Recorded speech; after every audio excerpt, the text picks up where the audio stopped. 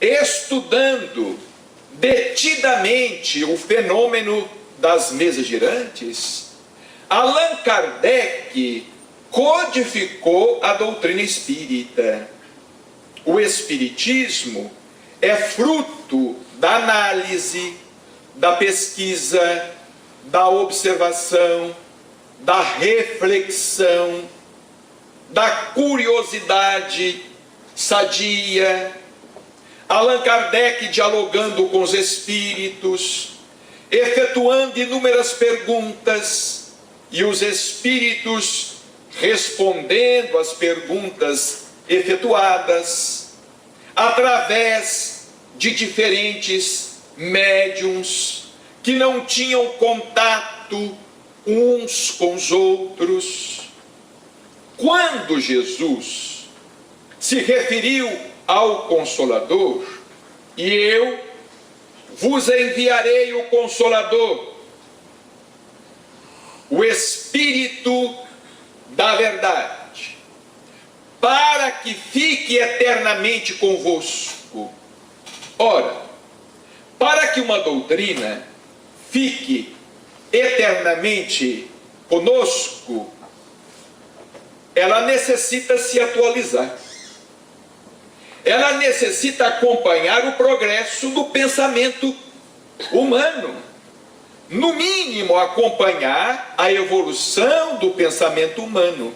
Caso contrário, ela permanecerá parada no espaço e no tempo.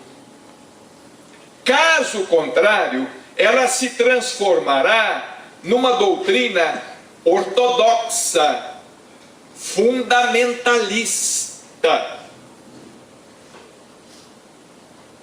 Vejamos, o hinduísmo trata-se de uma filosofia das mais antigas. Trata-se de uma filosofia reencarnacionista.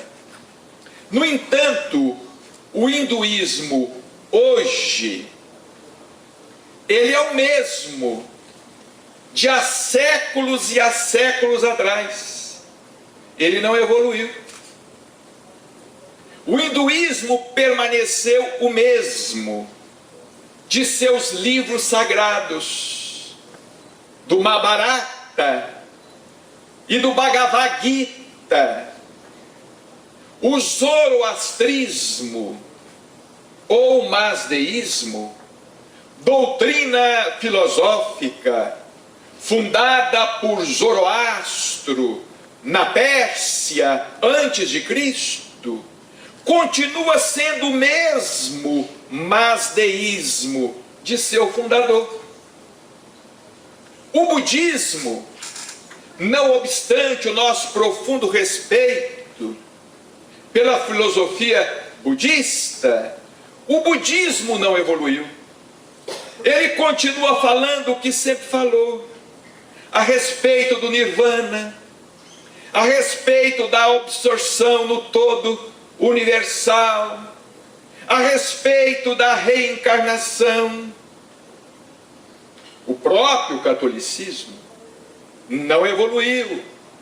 E nós temos acompanhado os conflitos constantes entre os teólogos católicos, que não querem ceder ao avanço da ciência, e entre os cientistas, que não mais querem se submeter aos dogmas da religião. Nos séculos passados, os cientistas seriam queimados, considerados hereges, mas os tempos são outros. Hoje a ciência caminha sozinha e não dá mínima para os dogmas da religião, porque a ciência está interessada no conhecimento do universo, no conhecimento das leis que presidem a vida, que regem os destinos do homem no universo. Nós vamos ver nesta rápida exposição como o pensamento de Allan Kardec era arejado, como o pensamento de Allan Kardec não era ortodoxo, como o pensamento de Allan Kardec, em termos de espiritismo, não era retrógrado, como o pensamento de muitos de nós, adeptos da doutrina espírita. Nós vamos ver como, tendo vivido no século XIX, em termos de pensamento, Allan Kardec estava muito adiante, como está, do nosso século. Então nós vamos pedir a projeção do primeiro slide. Emmanuel, no livro Consolador, que é um livro que desdobra o livro dos Espíritos, na obra O Consolador, nós temos mais 411 perguntas, com mais 411 respostas dos Espíritos superiores, porque embora Emmanuel tenha assumido a responsabilidade pela autoria da obra, nós sabemos que Emmanuel, junto a Chico Xavier, representava o pensamento crístico, representava o pensamento do próprio Cristo. E no livro O Consolador, nós temos perguntas alusivas ao tríplice aspecto da doutrina. Perguntas de cunho científico, perguntas de cunho filosófico e perguntas de cunho religioso. Em O Consolador, Emmanuel afirma: a ciência do mundo, quer dizer, a ciência materialista, exclusivamente materialista, se não deseja continuar no papel de comparsa da tirania e da destruição, tem absoluta necessidade do espiritismo. Alto lá.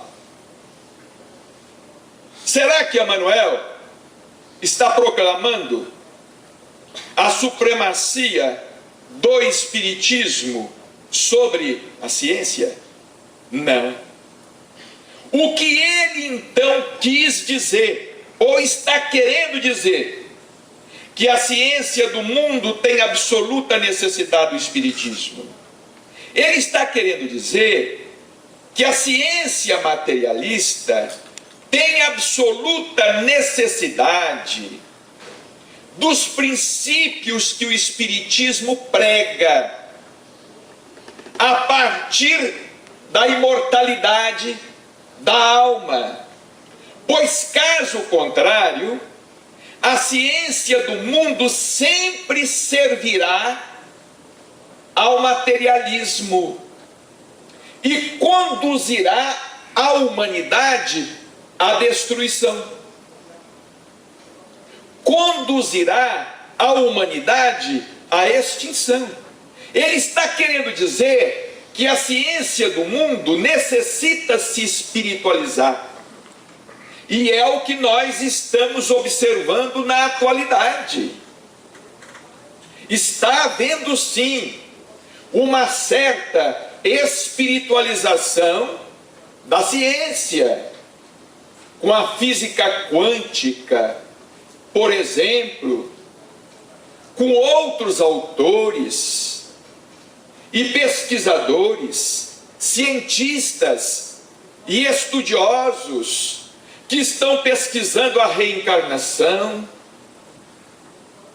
que estão pesquisando a vida nas dimensões paralelas, que estão pesquisando a mediunidade, a possibilidade do intercâmbio com outras dimensões, com seres que habitam outras dimensões.